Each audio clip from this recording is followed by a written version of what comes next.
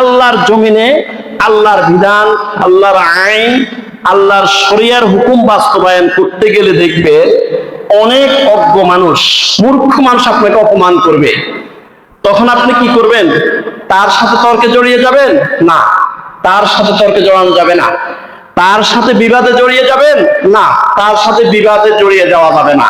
আল্লাহ পাক রব্বুল আলামিন ওই আদর্শটা আমাদেরকে বাতিয়ে দিয়েছেন। খুযিল আফওয়া ওয়া'মুর বিল মা'রুফ ওয়া আ'রিদ আনিল জাহিলিন। সূরা আরাফ আয়াত নম্বর 199। আল্লাহ পাক রব্বুল আলামিন বলতেছেন, খুযিল আফওয়া, ও নবী সাল্লাল্লাহু আলাইহি ওয়াসাল্লাম, দিন প্রচার করতে গেলে দেখবেন যে অনেক অজ্ঞ মানুষ, মূর্খ মানুষ, জাহেল মানুষ আপনাকে অপমান করবে, আপনার সাথে তর্ক করতে আসবে। তখন আপনি কি করবেন? খুযিল আফওয়া, তাকে ক্ষমা করে দিবেন। ওয়া'মুর বিল মা'রুফ, আপনি সৎ কাজের, নেক কাজের উপদেশ আপনি দিতেই থাকেন, এটা বন্ধ করিয়েন না। এই নেক কাজের আদেশ, সৎ কাজের আদেশ, ভালো কথাগুলো আপনি বন্ধ করবেন, এটা চালিয়ে যাবেন। ওয়া আ'রিদ আনিল জাহিলিন, এবং জাহেলদেরকে এড়িয়ে চলবেন।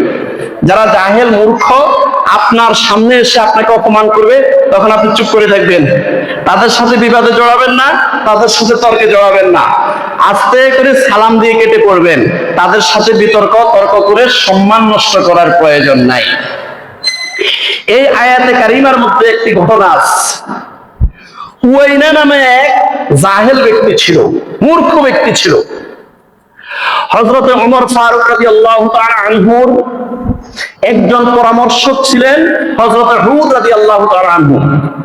হযরত হুর রাদিয়াল্লাহু তাআলা আনহুর মাধ্যমে ওই জাহেল উয়াইনা ওমর রাদিয়াল্লাহু তাআলা আনহুর সামনে চলে গেছে। সামনে গিয়েই হযরত ওমর রাদিয়াল্লাহু তাআলা আনহুকে অপমান করা শুরু করলো।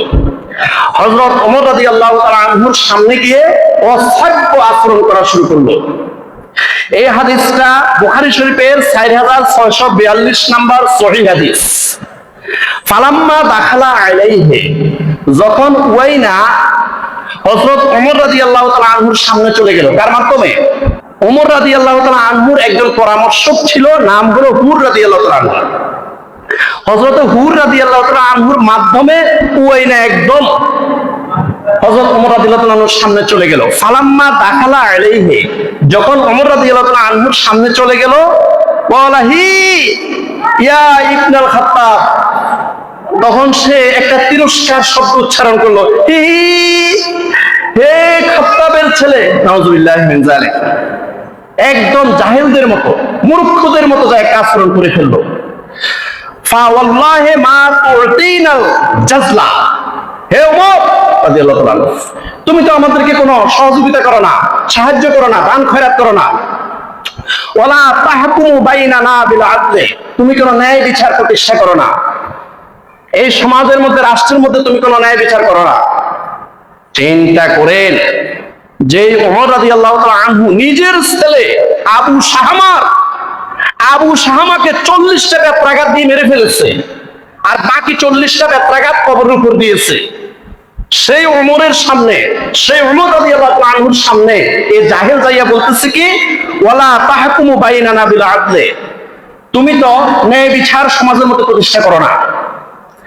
ফাগদিবা ওমর রাদিয়াল্লাহু তাআলা আনহু, এই কথা শুনে ওমর রাদিয়াল্লাহু তাআলা রাগান্বিত হয়ে গেলেন।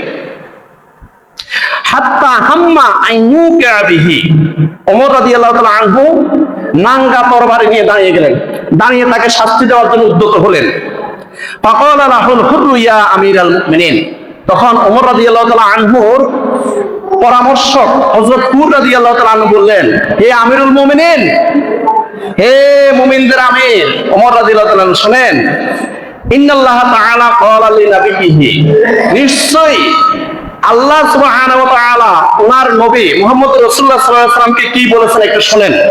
কোরআনের আয়াতটা শুনিয়ে দিলেন, সূরা আরাফের 199 নম্বর আয়াতটা শুনিয়ে দিলেন। খুযিল আফওয়া ওয়া আমুর বিল মা'রুফ ওয়া আ'রিদ আনিল জাহিলিন, এই আয়াতটা শুনিয়ে দিলেন।